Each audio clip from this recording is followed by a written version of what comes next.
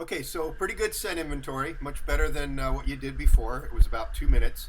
In the future, I want you to make it a little wider, encompass a little bit more area, not just a small circle and not just trees. It's not just about peeing, it's about him registering all the different odors. I love how Ronin takes odor. Okay, this is really, really fantastic. And the purpose of this exercise is to make him start detailing the step off points on the island. And you can kind of just see how he did that right there. Now, one of the things that you're going to have to understand is that the odor is not going to stick specifically to the track line. And you're going to see a lot of that in the way that he behaves. Now, one of the things that is occurring here too is that you've lost a lot of the greenery that we've used in the past, and you're primarily using dirt and gravel. So this is not the same as good soft surface. So the result is going to be tons of blown odor coming off the track line, and you can see that here. Predominantly, it's to the left of the track. This is the extent of the odor drift, and in some situations you might get more. Now, what I do like is when he comes out of odor completely, he details back on that track line, okay, or as close as he possibly can to it. But for the most part, it looks like most of his work is to the left, and that's because of this scent picture. Okay, now you just got a little air scent right there. I'm not sure if it's from your subject. It was definitely an air scent. All right, so completely out of odor right there. Let's see what he does. Now he realized from this past effort that if he just runs from one spot to the other, he's going to pick up odor. Ronin is no dummy. Very, very common with dogs like this. Okay, so I love this. You've got a big expanse of absolutely no odor, and he knows or he detects that it's coming from the other side, which is about a 50-meter gap. But watch where he picks it up. Gets a little scent there, but not too much. He wants to hit that other island, but he's unsure, so he has to go back to try to find odor on this broken surface right here. And then he knows the direction of travel and hits the other island. So he's still staying on odor. He's still staying very focused, doing a really, really good job with these gutters. Great track line here. You got a little closer to the actual island than you had in the past, but still predominant drift to the left. I'm not sure if that's how the wind is going because I can't really see the trees moving, but you've definitely got a pattern here, and that has to be environmentally based.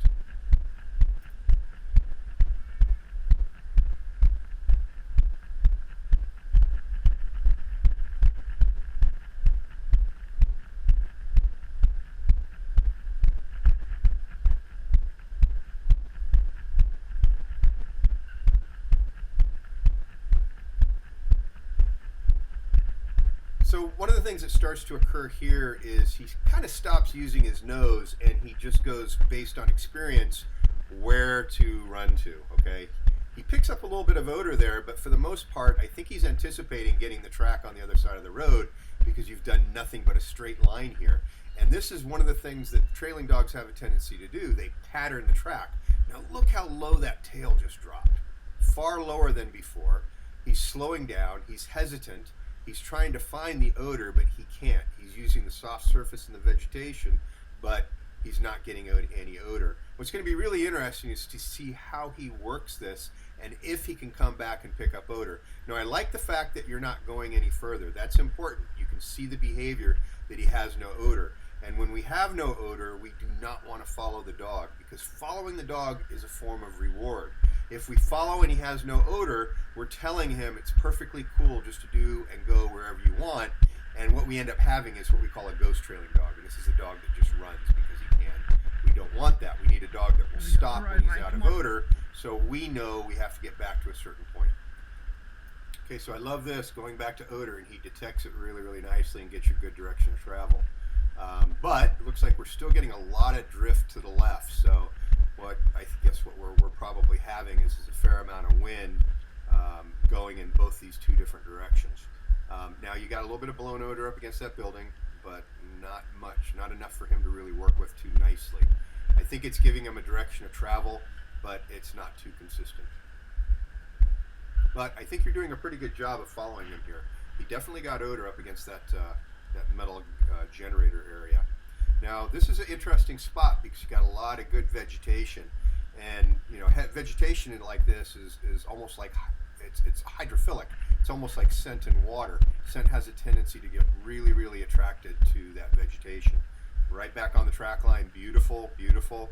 The surface is not great, and it's really surprising he's so young and so new, but still working this odor really good. Um, you got a lot of distractions coming up. I'm going to be really interested to see how he manages this. Out of odor completely. Out of odor. But he just picked something up from a distance, perhaps by an air scent. Could be these people over here. We'll have to see what he does. Okay, so he's detecting something from a distance here. He just doesn't know exactly where it's coming from.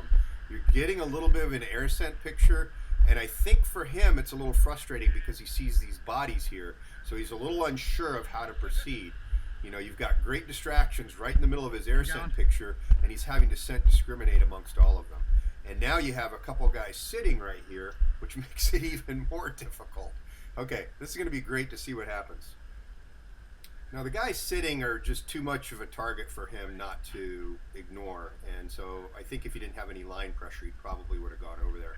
The marking is an indication of a little bit of frustration, and it's because the scent picture of your subject is mixing with these guys. You got some people sitting down that look like your traditional targets, so for him it's a lot of frustration at this point.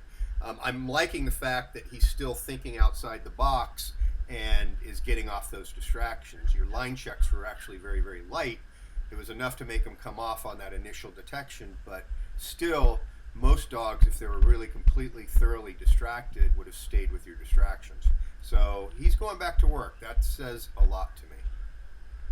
Okay, so this is really interesting behavior because it's on the heels of a proximity alert that wasn't necessarily related just to your distractions.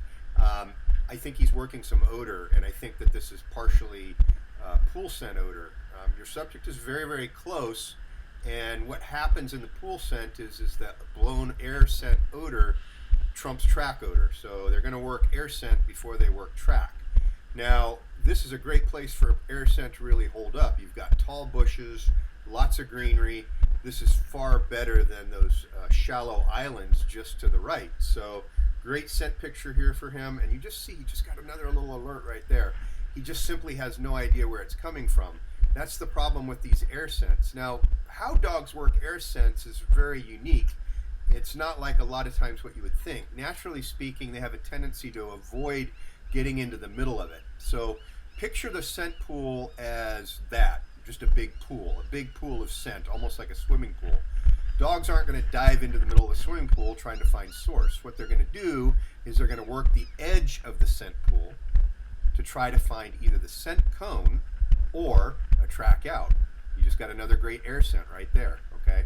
So what I mean by that is they're going to get confused by the scent pool in the center because there's absolutely no direction to it. In order to find source, what they have to have is they have to have a scent cone.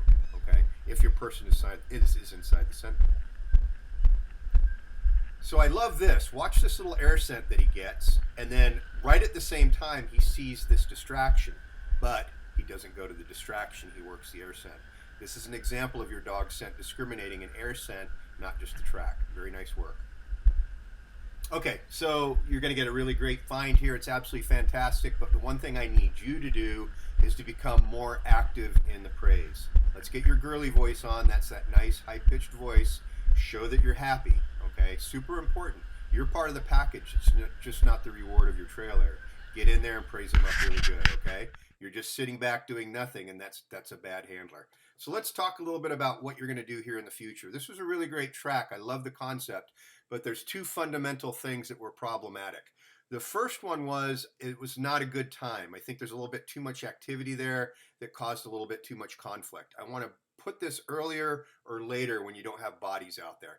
Secondly, let's try to get some islands with more vegetation, okay? Because if you get with a little bit more vegetation, you're going to have a little bit more precise concrete work when we get there. He's not just going to be following the blown odor.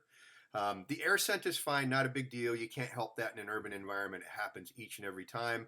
But I think that the conditions that you're tracking in need to be improved a little bit. The distance was good. Let's keep that up. But let's get a little bit more vegetation and change your time set. The other issue that I need you to pay attention to is we can't get in a pattern of using the same bodies for trail layers over and over again. If you can, and I know it's difficult, let's try to get a new trail layer each and every practice session. But overall, great work. I love Ronin. You can send him over to the USA anytime.